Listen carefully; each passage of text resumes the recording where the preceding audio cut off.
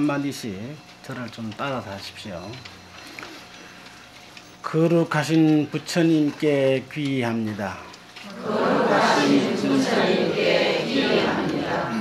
거룩하신 가르침에 귀의합니다. 거룩하신 가르침에 귀의합니다. 거룩하신 스님들께 귀의합니다.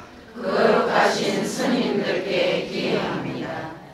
여러분들이 따라서 하신 것이 바로 삼귀입니다. 우리가 일상 법문 속에서나 또는 늘 의식을 집행할 때에 노래로서 부르거나 또는 기도나 불공을 할 때에도 천수경 맨 끄트머리에 삼귀를 우리는 꼭 합니다. 근데 삼귀를 우리는 과연 얼마만큼 실천하고 있는가를 한번 살펴봐야 합니다. 믿고 귀의한다는 것은 어떠한 일이 있더라도 흐트럼 없이 그분을 따른다는 얘기가 되는데, 우리는 일단은 처음부터서 첫 단추를 제대로 잠그지를 않고 옵니다. 쉽게 말씀을 드리자면은 누가 절에를 좀 가야겠는데 전현절에 대해서는 모른단 말이에요. 부처님도 모를 뿐만 아니라 또 부처님 법에 대해서는 더더욱 모르고, 또 스님들에 대해서는 자연히 어렵고 힘들어합니다. 그래서 불자가 되려면은 우선 한번 가보고 한자락을 꼭 깝니다. 부처님이 좋으면은 절이나 스님네나 아무 것이 관련 없이 연관됨이 없이 그저 좋고 또 좋아야 되는데, 일단은 부처님한테 오려면은 한자락을 꼭 깔고 와요. 그래서 집에 떠날 때부터 오늘 파괴사 한번 가보고, 또 와서는 제일 먼저 부처님께 귀의할 뿐만 아니라 부처님 말씀이라고 하면 무엇이든지 배우고 실천하려고 해야 되는데, 우리가 말은 참 잘하지 않습니까? 부처님 말씀대로 살아야지, 착하게 살아야지, 또는 바르게 살아야지라고 하지만은 여러분들 과연 바르게 사십니까? 또 말대로 실천 잘 하십니까? 그렇지 못하거든요. 또 스님들께 귀의한다고 했는데, 그러면은 과연 스님들께는 얼마만큼 우리가 귀의를 했습니까? 파괴사에만 하더라도 무려 20여 명이 되는 스님들이 계신데, 그 스님들을 다 평등하게 주지스님이나 또는 하다못해 금방 엊그저께 머리 깎고 스님이 된 그런 스님이라고 하더라도 과연 평등하게 존경하고 공경해 본 일이 있으십니까? 그렇지 않지요. 그래서 스님네들도 우리는 차별을 합니다. 큰 스님, 작은 스님, 또는 많이 배운 스님, 적게 배운 스님, 이렇게 하면서 가장 기본적으로 믿고 따라야 할 이 세 가지 귀의를 우리는 실천하지 못하면서 법문은 굉장히 어려운 법문을 들어야 법문을 들었다고 하고, 또는 내노라 하는 큰 스님이 법문을 해야 알아듣든 못 알아듣든 간에 그 스님의 법문을 잘하신 법문이라고 우리는 생각을 합니다. 이렇게 기본이 전혀 되지 않는 상태에서 기도를 하고 불공을 하고 수없는 수행을 해도 이루어지지를 않죠. 그래서 오늘 파괴사에 오신 여러 우리 거사님들이나 보살님들은 첫째 기본적으로 삼귀를 확실하게 실행해야 되겠다. 그래야만이 나중에 혹여 나중에라도 10년 공부 나무아미타불이라는 말을 안 들을 수가 있다. 이 가운데는 아마 개종을 해서 부처님께 귀의하신 분도 있지만은 중간에 한번 외도를 하신 분도 계실 겁니다. 절에 다니신 지는 한 20년 내지 30년 됐는데 한 10년 동안은 부지런히 잘 다니시다가 한 10년은 저기 어디 무당한테나 안 그러면 십자가 건 동네나 한번 갔다 오신 분도 들어 계실 거예요. 그게 왜 그러냐? 기본이라고 할 수 있는 삼귀에 대한 믿음이 없기 때문에 그렇습니다. 여러분은 삼귀 첫머리에 부처님께 귀의한다라고 했는데 부처님을 얼마만큼 믿으십니까? 집안에 있는 남편만큼 믿으세요? 예? 또 혹시 친한 친구만큼이라도 믿으십니까? 안 믿잖아요. 한번 생각을 해보십시오. 남편에게는 싸울 땐 싸우더라도 가까울 때는 그래도 내 뱃속에 있는 말 다 합니다. 그러나 여러분들이 절에 와서 오늘도 아마 대단히 무언가가 답답하고 무언가가 나의 마음에 채워지지 않는 것이 있기 때문에 그 답답함을 풀고 그 채워지는 것을 채우기 위해서 팍에서 오셨는데 부처님한테 솔직히 말을 하지 않으니까 부처님은 답이 없는 겁니다. 그렇게 자꾸 반복하면서 절을 수십 년을 다녀도 결국은 나무아미탑을 된다는 거죠. 또 가까운 친구에게는 사소한 이야기들을 많이 합니다. 그것으로 해서 나중에 싸움이 되기도 하지만은 그렇지만은 부처님한테는 여러분들이 오셔서 비록 살아계시는 부처님은 아니지만은 얼마만큼 부처님에게 사실을 이야기하십니까? 마음속으로. 물론 부처님 앞에서 중얼중얼 하면은 사람들이 정상으로 안 보겠지만은 여러분들은 마음속으로 부처님에게 뭐라고 하십니까? 매 오실 때마다 아들, 딸 잘 되라는 이야기만 하십니까? 아니면은 평소에 답답한 이야기들 하십니까? 하셔야 합니다. 그래야 부처님한테 얻어지는 것이 있고 기도가 성취될 수 있고 그래야 스님에게 절을 한번 해도 즐거움이 솟아날 수 있습니다. 또 그래야 스님네를 차별하지 않게 됩니다. 왜냐?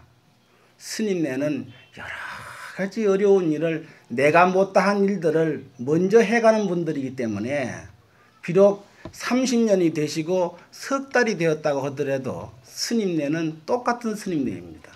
그렇다면은 오래된 스님보다는 어쩌면은 엊그저께 스님이 된 분에게 더 존경을 하고 공경을 해야 할 겁니다. 왜냐? 나는 그렇게 하고 싶어도 못했던 일은 저분은 하시고 또 나도 조금만 마음만 냈더라면은 엊그저께 된 스님처럼 나도 수행자가 될 수 있을 텐데 부처님 제자가 될 수 있을 텐데 하는 마음을 하게 된다면은 엊그저께 된 스님이 더 존경스럽고 공경스럽습니다. 자, 불제자가 된다면은 불제자라고 하면은 스님만 불제자가 아닙니다. 여러분들도 모두 불제자예요. 불제자에는 네 가지가 있죠. 자, 거사와 절집 용어로는 우바세라고 합니다. 거사와 우바이, 우리나라에서는 보살이라고 그러죠. 보살과 또 비구 스님과 비구니 스님, 이렇게 네 가지 대중을 부처님은 모두 불제자라고 하셨습니다. 이 불제자가 되려면은 기본적으로 아주 기본적으로 삼귀를 여법하게 해야 되고 그 여법한 것을 보아서 그때서 다시 제가 불자들에게는 5가지를 실천했을 때에 부처님 제자라고 부처님 인정을 하셨습니다. 그 실천해야 될 일이 뭡니까? 첫째, 살생하지 말아라. 살생하지 말라는 얘기는 자비와 사랑과 어진 덕을 쌓으라는 얘기입니다. 살생하지 말라고 하니까 세상에 살생 안 하고 어떻게 사느냐라고 반문을 하실 분들도 계시죠. 그러나 살생이라고 하는 것은 이런 것입니다. 어떤 것이냐 하면은 여러분들 요즘 대도시에 아이들이 개구리를 못 봤다고 해요. 하기야 대구에서는 개구리 보러 가다가 한꺼번에 몇 명의 아이들이 행방불명 되기도 했지만은 개구리를 못 본 아이들이 엄청 많다고 합니다. 그래서 부모들이 일부러 노는 날이나 일요일 날 시간을 내서 개구리 구경을 시키러 갑니다. 수백 리를 가죠. 차를 타고 보통 1시간 정도는 가야 개구리 구경을 하니까. 가서는 아이들은 무언가 신기함을 좋아하기 때문에 그 개구리를 만지고 개구리를 귀찮게 합니다. 그렇게 해서 결국 그 개구리가 속된 말로 개구리 뻗듯이 쭉 뻗어버려요. 그래서 개구리를 죽여버립니다. 그런데 그 아이가 자라서 나이가 40이 되고 50이 되었을 때, 그 어렸을 때 개구리 가지고 놀던 생각이 떠오릅니다.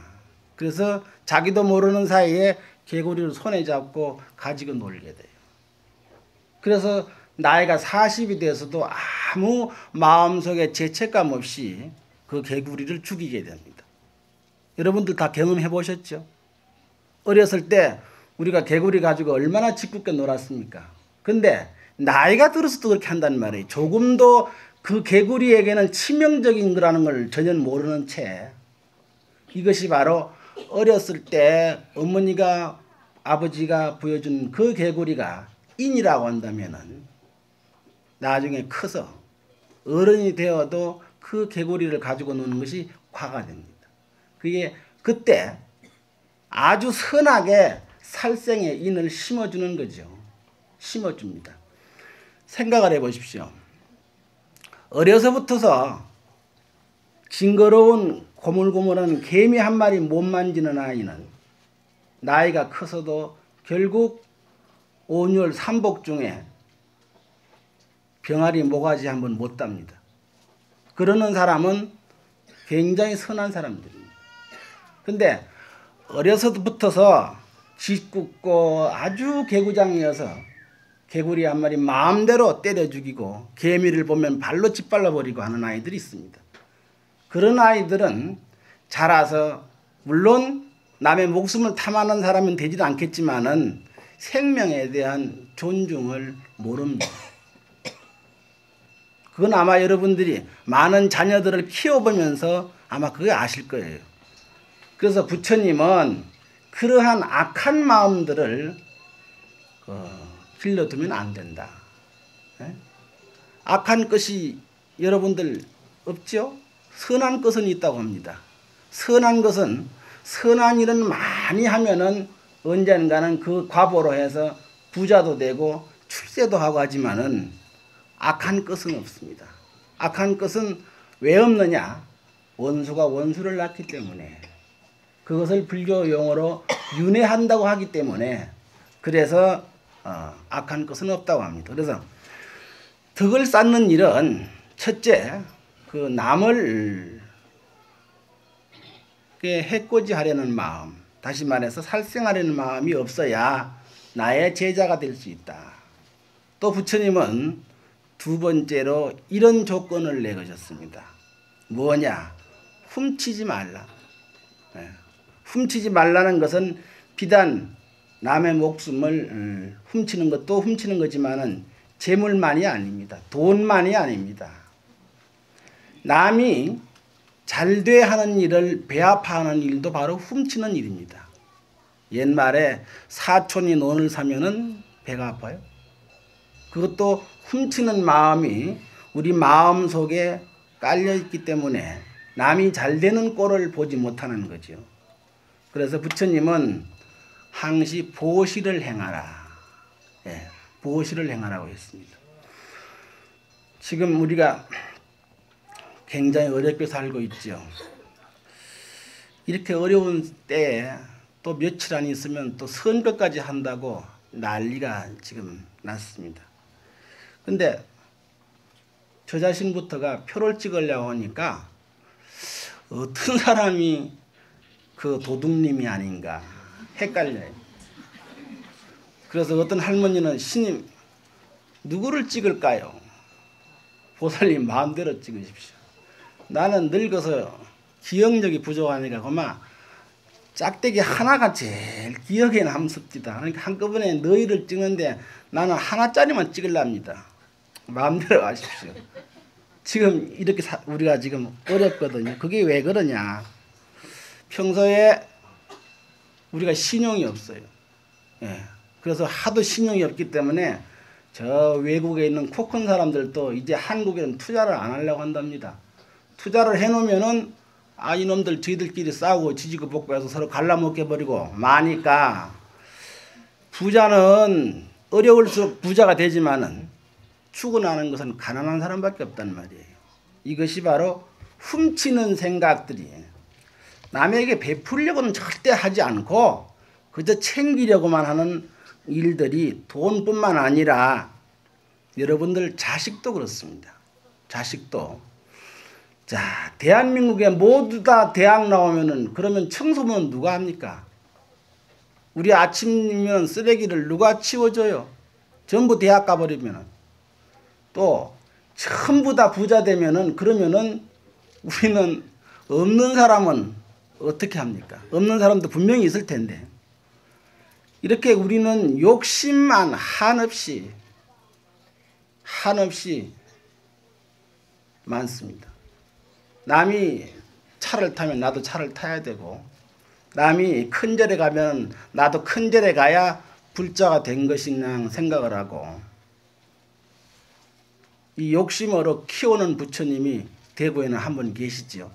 말은 않고 만날 산꼭대기에 앉아 계시지만은 그런 부처님이 한 분 계십니다.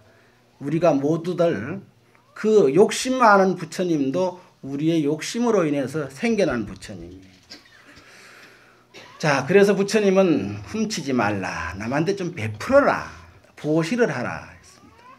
그 다음에 셋째는 사음을 하지 말라.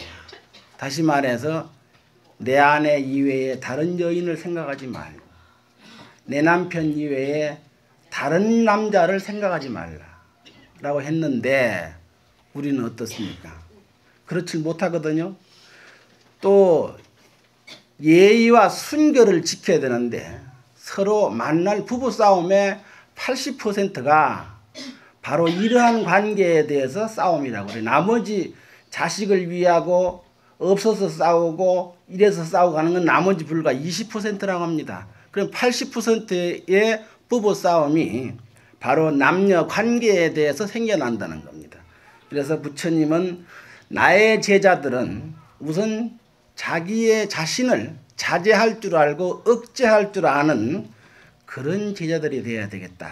그래서 거기에서 남을 관대하게 용서하는 마음도 좀 길러내는 그런 제자들이 되어야 되겠다. 그래서 우선은 한마디로 이야기해서 좀 깨끗한 사람들이 되어야 되겠다 해서 부처님이 세 번째는 사음을 하지 말라라고 했습니다.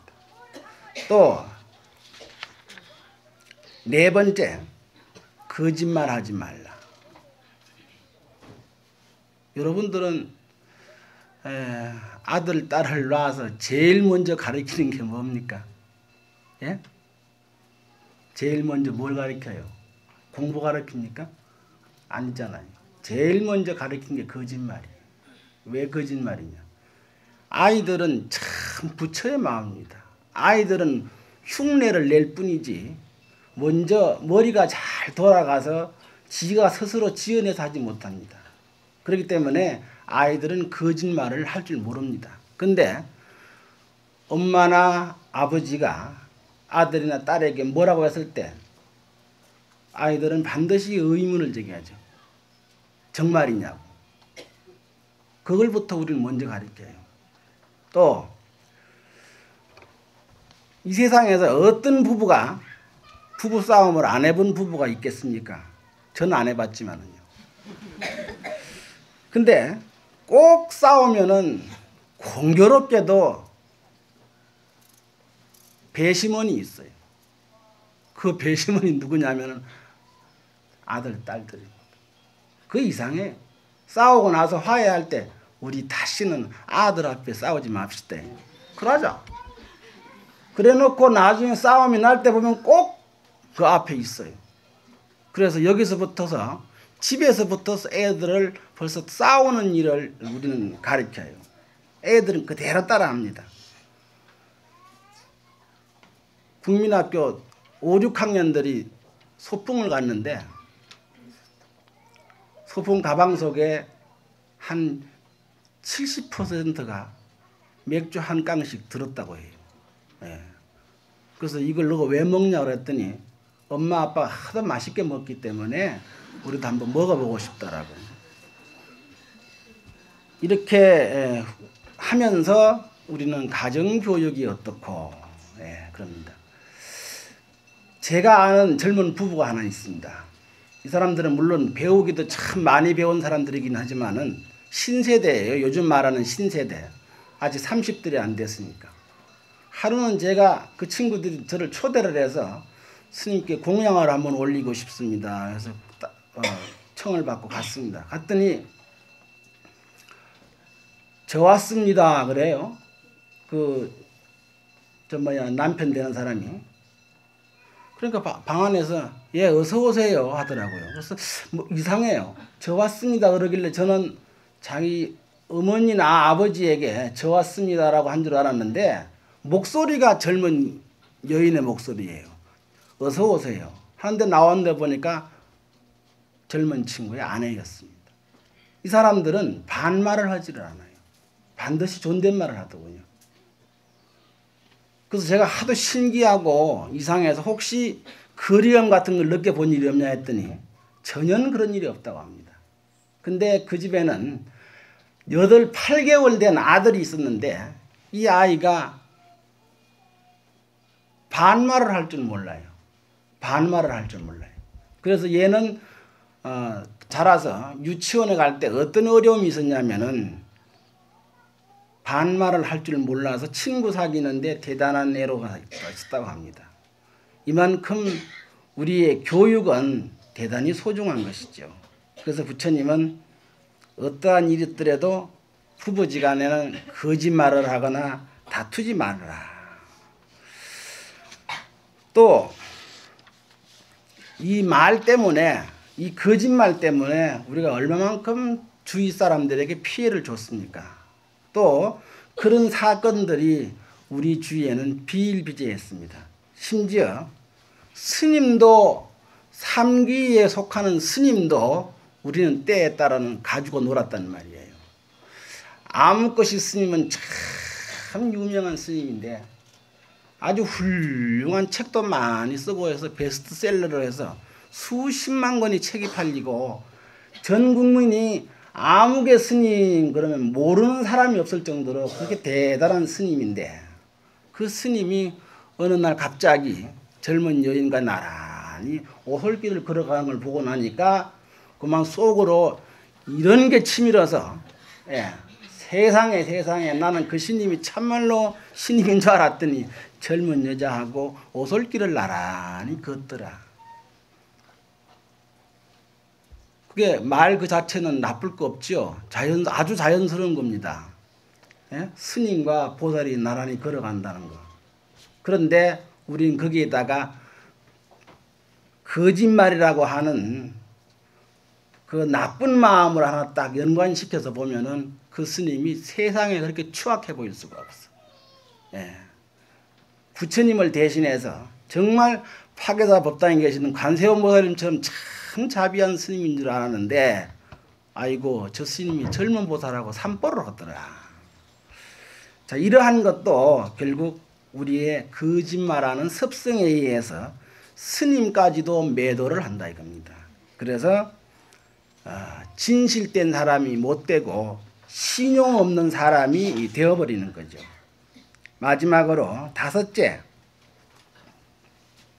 술을 마시지 말라. 왜 술을 마시지 말아야 되냐면은 술을 한번 마시면은 36가지의 잘못을 만들어내는 원인이 된다고 합니다. 그 원인 가운데에는 술만 취하면은 아버지도 두들겨 패고 어머니도 두들겨 패요. 그런 폐륜아들이 전부 다 알코올 중독자라는 겁니다. 제가 한번 그 우연한 기회에 제가 교도소의 교화위원이었기 때문에 부모를 훔신 두들겨 패고 교도소 온 친구가 있어서 물어봤습니다. 왜 그렇게 아버지 어머니가 밉더냐 했더니 저는 밉지 않다는 겁니다. 이 세상에서 가장 존경스럽대요. 그래, 이 세상에 가장 존경스러운 마음을 갖고 있는 사람이 왜 어머니 세상에 별난 사람이 무슨 일을 하면 이렇게 꼭 별난 일이 일어납니다. 예? 제가 참 별나거든요. 왜 별나냐면은 파괴사에 온 지 벌써 석 3년이 되었습니다. 예, 그런데 우리 파괴사 포달님들 저 길 가다 봐도 잘 몰라요. 예, 모르죠. 예, 아마 저를 오늘 처음 본 사람들 많을 거예요. 그것은 우리가 흔히 말하는 별나게 사는 사람이기 때문에 그래요. 세상에 법문을 해도 어떤 스님이 삼귀에 대해서 시시콜콜이 따져본 스님이 없고, 아마 파괴사 주지스님이 지금까지 3년 동안 법문을 하셨어도 오늘 제가 이야기했던 이야기는 전혀 안 하셨을 거예요. 또 이렇게 오계에 대해서 이야기도 아마 전혀 하시지 않았을 겁니다. 근데 남이 안 하는 일을 이렇게 하면은 이런 일이 생기지요. 이것이 뭐냐?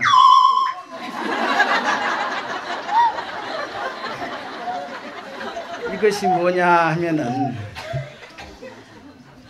부처님이 말씀하시기를 어떠한 사람이든 원만하게 사는 사람은 모난 일을 하지 않는다. 그래서 첫째, 스님은 자비스러워야 하고, 둘째, 모나지 않아야 되고, 셋째, 말을 바르게 해야 되고, 다섯째, 어떠한 일이라도 남이 의심하는 행동을 하지 말아야 한다. 지금 말하는 이 5가지 행동을 여법하게 하는 사람에게는 누가 굳이 내가 내놓으라고 이야기하지 않아도 그 스님을 다 알게 되고, 또 그렇게 별스럽게 많은 강연을 하거나 떠들지 않아도 많은 사람이 스님의 이름만 들먹거려도 다 알게 되는 거죠. 그래서 제가 말씀드린 것이 바로 제 이야기를 한 것입니다. 그러나 저뿐만 아니더라고요. 너무나 많은 사람들이 이렇게 진실되게 살지 못해서 서로가 어려워하고 또 서로가 믿어하지 못하고, 그저께는 주지스님 방에 이런 사람이 찾아왔습니다. 나이가 이제 40살이라고 하는데 얼마 전에 부도가 나서 완전하게 속된 말로 거덜이 났다고 그래요. 근데 그 공장을 어떻게 일으켰냐면은 14살 때부터서 염색공장 공원으로 들어가 가지고 봉제공장에 공원으로 또 들어갔다가 봉제공장에서 자기 아내를 만났다고 합니다. 거기서 열심히, 정말 열심히 돈을 벌어서 조그마한 가내공업 공장을 하나 했는데, 큰아이는 국민학교 초등학교 이제 1학년 됐고, 둘째는 이제 겨우 젖떨어진 나이라고 해요. 했는데 그 돈 없는 것이 그렇게 큰 어려움이었던지 그 아내는 그만 부처님이 저 왕궁에서 출가를 해서 설산으로 도망가듯이 그만 야반도주를 해버리고, 아이는 남의 집에 맡겨놨는데 지금 우유값이 없어서 아이를 만나러 가려면 우유값을 들고 가야 되는데 우유값이 없어서 못 가고 있다고. 그래서 너무나 쏙 타서 그래도 파괴사는 어떻게 알았든지 찾아와서 절이라도 좀 원 없이 해보고 한번 울기도 한번 실컷 해보려고 왔는데, 그저께가 일요일이지 않습니까? 일요일에 그 사람 하는데 멍청한 남자가 앉아서 울기도 못하고, 그래서 주지스님 뵈러 왔다라는 이야기를 제가 들었는데, 이렇게 한 발만 건너다 보면은 어려운 사람이 깔려 있습니다. 자, 이렇게 그 어려운 사람들이 열심히 살아줌으로 해서 우리도 지금까지 편안하게 살고 절에도 다니고 부처님한테 시주도 하고 했는데, 그렇게 넉넉하게 사는 동안에 우리는 바르게 살질 못했거든요. 바르게 살질 못했습니다. 그래서 지금 이 어려운 고통을 겪고 있습니다. 이것을 잘만 견뎌낸다면은 결코 힘든 일이 아닙니다. 제가 아까 그 3귀를 말씀을 드렸는데, 3귀 가운데에 세 번째 거룩한 스님네를 공경합니다. 귀합니다라는 이유가 또 어째서 그런가를 제가 간단하게 말씀을 드리겠습니다. 우리가 그 흔히 말하는 산신이랄지 또는 지신을 부처님의 경전에 보면 견례지신이라고 이렇게 이야기를 합니다. 그 견례지신이라고 하는 지신은 부처님을 옹호하고 그러는 생활 가운데에서 많은 부처님의 법문을 들었습니다. 그래서 자연히 마음이 맑아져서 이런 이야기를 했습니다. 많은 경전들이 부처님 제자들과 대화를 하고 그 대화한 이야기를 그대로 수록한 것인데, 이 경은 부처님의 말씀이 아니고 부처님을 받들어 모시던 신이, 토지신이 부처님한테 61귀절에 개송어로 부처님한테 스님네 공덕을 찬탄한 경입니다. 그래서 찬성공덕경이라는 경이 있는데, 여기에 한번 몇 가지를 말씀을 드리려고 합니다. 그 아함경에서 견례지신은 부처님께 이렇게 이야기를 했습니다. 큰 복전인 모든 승보를 스님네를 크게 찬탄합니다. 저뿐만 아니라 대범천이나 제석천왕과 같은 모든 하늘의 신들도 크고 아름다운 목소리로 스님네를 찬탄합니다 라고 첫 번째 그렇게 이야기를 이제 꺼냅니다. 그것은 왜 그렇게 스님네를 찬탄하느냐, 스님네는 소욕지족할 줄 알기 때문에, 작은 만족을 알기 때문에, 또 스님은 작은 만족을 알아야 하기 때문에, 여러분들 만약에 어떤 스님이 매덕을 가졌다고 한다면은 여러분들은 어떻게 생각이 드십니까? 이상하지요? 그러나 스님이, 어떤 스님이 조그마한 허물어져가는 암자에 사는데 근근적신 신도들이 찾아와서 겨우 의식주를 해결을 하고 잡수는 것도 시원찮아서 얼굴에 하얀 피듬이 일고 그렇게 사신다고 하면은 아이고 세상에 요새도 그런 신임이 있나 라고 존경하는 그런 마음이 생기지만은, 그와 반대로 아주 그냥 얼굴이 퉁퉁한 데다가 기름이 자르르 흐르고 아주 뛰어난 고급 승용차를 타고 만약에 간다면은 그 스님은, 저 스님은 좀 이상한 스님이다 라고 생각이 들죠. 그래서 스님네는 적은 것으로, 없는 것으로 만족할 줄 알아야 한단 말이에요. 부처님은 어떠한 경우가 있어도 스님은 직접 신도에게서 돈을 손에 쥐지 말라라고 했습니다. 그것은 왜 그러냐? 내 제자가 적어도 세인들로 붙어서, 세속 사람들로 붙어서 욕심 없는 사람이라는 말을 듣고 싶어서, 또 그래야 하기 때문에 어떠한 경우에서도 많지도 않습니다. 오전, 지금 오전이라 그러면 돈도 5전짜리도 없죠. 지금 5원짜리도 없죠. 예, 그렇게 작은 돈이라도 스님은 손으로 만지지 말라. 또 사람에게는 세 가지 욕심이 있다고 합니다. 첫째, 하고 싶고, 뭘 하고 싶으냐, 사랑하고 싶고, 예.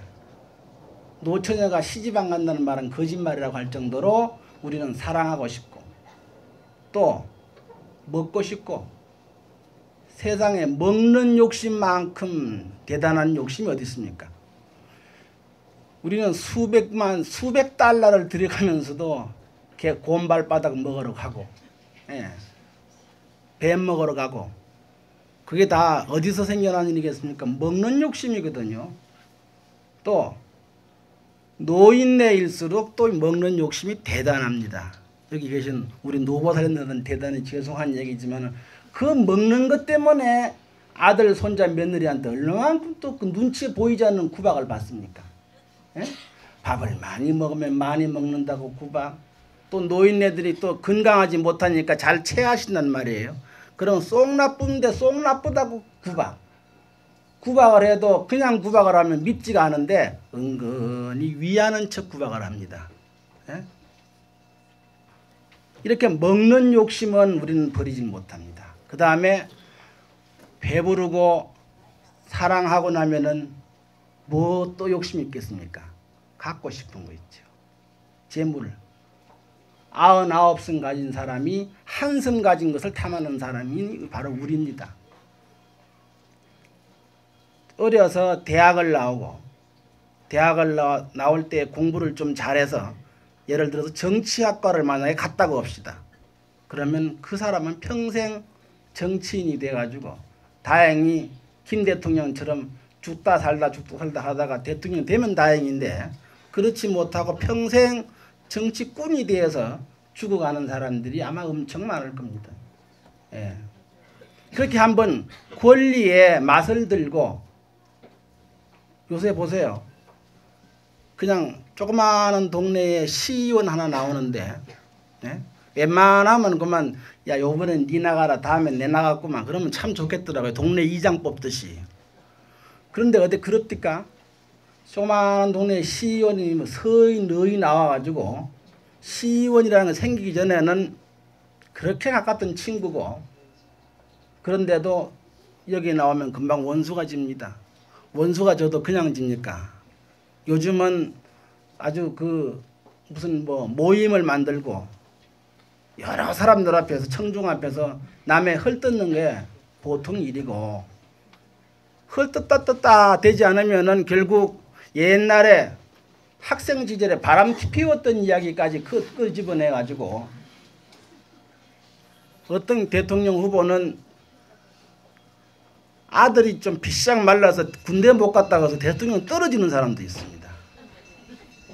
이렇게 우리가 그 갖고 싶은 욕심은 대단한 거지요. 이것을 스님네는 억제하고 삽니다. 예. 갖고 싶은 욕망은 귀신도 있다고 그래요. 세상에 무슨 놈의 귀신이 갖고 싶은 욕심이 있겠냐 하지만은 귀신은 상대를 무너뜨리려고 하는 마음이 있다고 해요. 그래서 사람을 해코지 한다고 그래요. 귀신은 같은 귀신끼리라도 잘 되는 꼴을 못 보는 게 귀신이라고 합니다. 잘 되는 꼴을 못 봐요.